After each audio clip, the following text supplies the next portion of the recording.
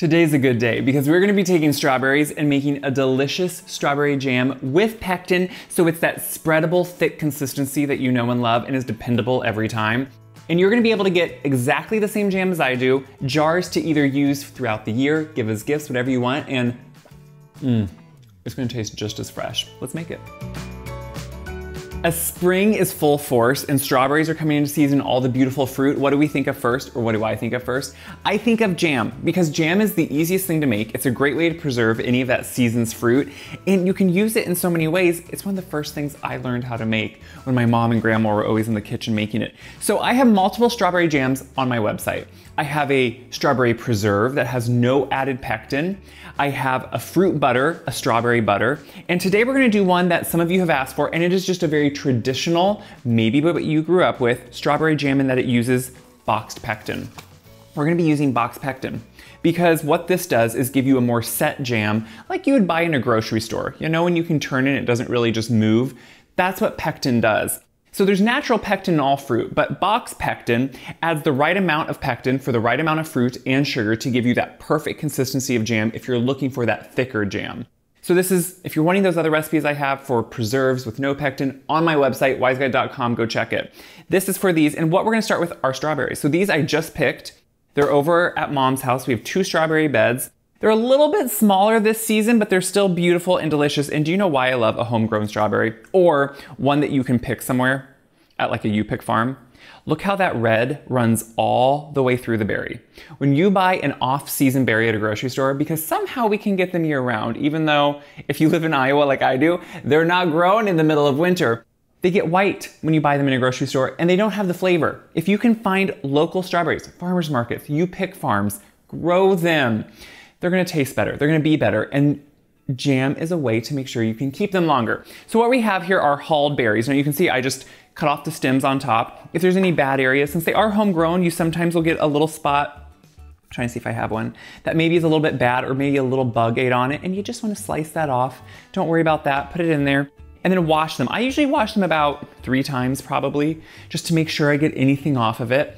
They're organic, I grow them, I know it's on them, but I still like to wash them well. So what we're gonna start with is the basic recipe. Now there are 2 versions of pectin. There is original, and there is the low sugar, or sometimes no sugar. I use low sugar, it still has sugar in it. It has less than this. You can do either one you want. Yellow box is original, pink box is less sugar. And this recipe is going to be for the less sugar. On my website, I'll try to put a note if you're using the original. The sugar is the only adjustment, everything else is exactly the same. So to start, we want to measure our berries, and to do that, we need to crush them. So to do that, I use a chopper. You can use anything you have. What I like to do is just start going in and chopping them up. What this does is start breaking down the berries because they have a pretty short cooking time, and it makes sure that they're going to consistently melt into this jam, which is what we want. So it'll take me a little bit here, but you can also use, if you want, a food processor even, and do a few pulses just to start crushing them. So you can see there's still texture, but what you're doing is just breaking them up. They start breaking down. And this is kind of a beautiful way to just quickly make a jam. Now, you're probably thinking, Caleb, are you wearing a white shirt? It's not white, it's off-white. But yeah, I am, because this is pretty easy and I don't think we should have to worry about it. So what I'm doing is measuring this, and this is important. So when you're using something like a boxed pectin, you don't mess with the recipe, and really that goes for any jam. Because what's going on here is the amount of pectin needed and the amount of sugar needed is an exact scientific amount. And what that means is it is setting and the timing and everything correctly, and by setting I mean the correct thickness of the jam, for the right amount of jam. And if you change it, if you think, oh, I have a little bit left, I'll just put it in, you don't want to do that because you may not have a set jam. So what I'm doing is just lightly, you can see what I'm just like tapping it down. Okay, I know I just said that and I said don't add any extra. The funny thing is I'm coming out to just exactly right. I did not plan that. I did not plan that, but it is literally on the dot what we need. That's bizarre. So we have our strawberries. Now I'm gonna use a jam pan. Why? Because I have one and it just makes the process more fun and beautiful. A jam pan is really just a copper pan, low, shallow, wide, and what it does is it condenses jams, usually in French jams, which are ones I really like to make, but you can use it in any jam. Otherwise, just use a heavy bottomed kettle or saucepan. We're gonna put the strawberries right in here, and yes, you're gonna notice it's unlined copper. That's what a jam pan is, because of the high amount of sugar we add in, we keep it clean. So we're gonna put in all the strawberries. We are also going to, before I even finish with that, I wanna measure my sugar.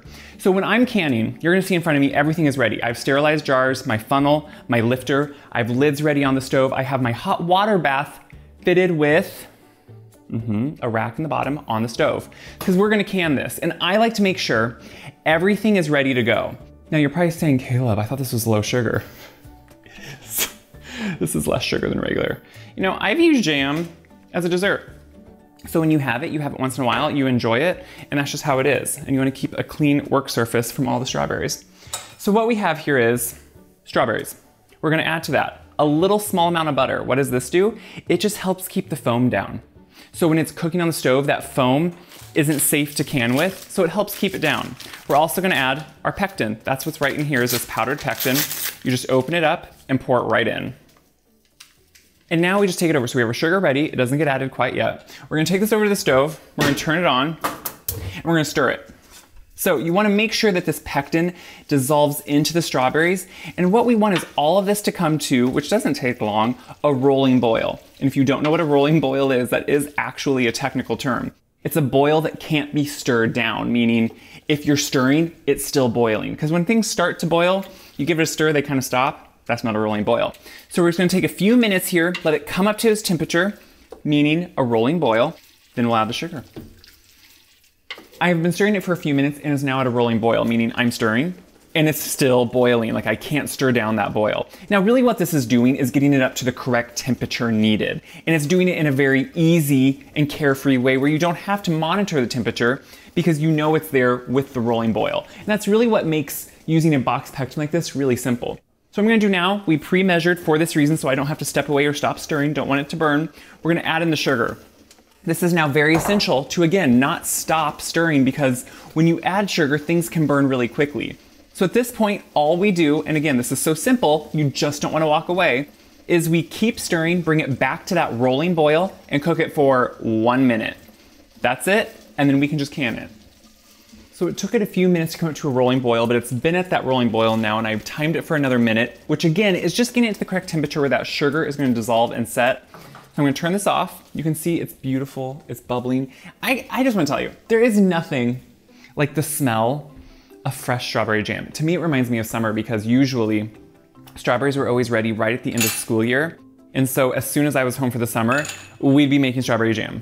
And I love that smell.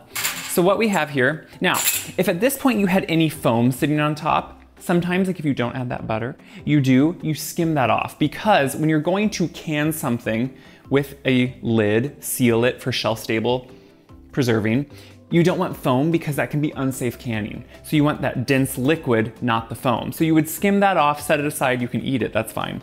So what we're gonna do now, while it's hot, we have sterilized jars that are warm. We have our water bath going, bubbling. I have my lids ready. You wanna just right away start filling everything. So I have a big wide set funnel and we're just gonna start putting it in. And you can already tell that right now it's hot, but you can tell it has a nice thickness to it. And you do not have to check when you are using the correct pectin like this and the recipe, you don't have to check if it's set like you do with other jams. This is ready to go, it's foolproof. So I'm gonna fill these jars and then we're gonna clean them up and put lids on. I'm getting all the lids and rings on and I wanna show you the proper way to do it here. So you can see I have a couple little paper towels and they do get dirty. They get some pink stuff on them because what we're doing, we're wiping the rim. So I always have a little bit of warm water, take clean paper towel, dip it in that water and clean off the rim because you want a good seal if you're gonna seal this. Now, you could also just put this in the fridge if you're gonna eat a lot of it. You could put it in the freezer. It's not a true freezer jam. Freezer jam uses fresh fruit, some type of pectin usually and sugar, and you put it together and let it sit and then put it in the freezer. But you could freeze this, it's just, this will make it shelf stable. So think now, you're making this, you're gonna give it as gifts at Christmas. Yeah, it's a good gift. So I put the lid on after I cleaned it. Now my ring, and you do need to watch out, it is hot, and you do fingertip tightness. And yeah, that sounds really odd, but you're gonna get it when you do a couple. What that means is you could go, if you use all your strength a little bit more, but that could make it buckle. So you go until it just holds tightly at your fingertip tightness and you're good to go. So now what we're gonna do is we're gonna actually take this over. We're gonna put it in our water bath, which is boiling on the stove. I have it right here, ready to go. That just means you need a canner. So it can even be a big kettle, like a stock pot, but it has a rack in the bottom, which I don't know if I can lift out anymore, but let me see if I can find my rack. Yeah, if you look right there, I have a rack. You do not want glass jars to sit on the bottom of a pan without a rack because they could burst. That could be bad for them. So what I'm gonna do is bring this over. Jam has such a high sugar content.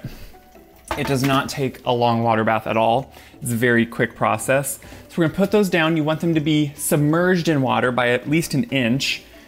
Then I'm gonna let it come back to a boil, time it, and we're gonna have jam. I'm pouring the last jar out. Seriously, it's such a quick process. If you are scared of canning or preserving for shelf stable like this, make jam. It's gonna make you feel so confident, and you can make any jam. All summer long, you can be making different jams. Best gifts ever. And you are gonna understand the fundamentals of canning. Do you hear those little pings? Do you know what those are? They're what we call music to a canner's ear, because what they are is that jar sealing. So you can tell when you pull them out, they start pulling in on the center, and there's a little divot in the center. What that is the little last air coming out, and it's gonna vacuum seal it, which here, I'll pull out a new lid so you can see. There's a divot. That will be, whoop, you just heard one, that will be pressed in, that air gets sucked out, and it's safe for shelf stability. You know, this is a really beautiful thing. Not only is the jam beautiful, you see it? It's also beautiful because you have something now that you can enjoy for months ahead. It lasts easily a year in a nice, cool place, dark place. I usually keep it. I keep mine in my basement, but you don't have to. But, well, you know what you're gonna have? I'm just gonna pull some out of here. You're gonna have, oh my goodness. Okay, I shouldn't eat this on camera, but it's something that tastes just like summer. It is bright, it is full flavored, and you know what it just is? Yes, it's sweet, but it's full on strawberry. You just get the essence of summer in this. If you're thinking, well, what am I gonna do with jam? Really, this isn't that much, but put it in cakes. Make a layer in the middle. Yogurt, get unflavored, unsweetened yogurt. Add this to your oats or overnight oats, however you enjoy them. There are so many ice cream, mix this in. The uses really are endless and they're really delicious. So what I hope you do with this is feel confident that you can do this too, because you can. If I can do it, you can do it. And that you do it. Share this video around so other people can get inspired and excited too, because it's that easy, it's that fun, and it's that delicious, and you're gonna hear that sound and be so excited. So share it, check my website, wyseguys.com for this full, easy tutorial and recipe, and many other strawberry jams too if you wanna try them all. Until then, enjoy.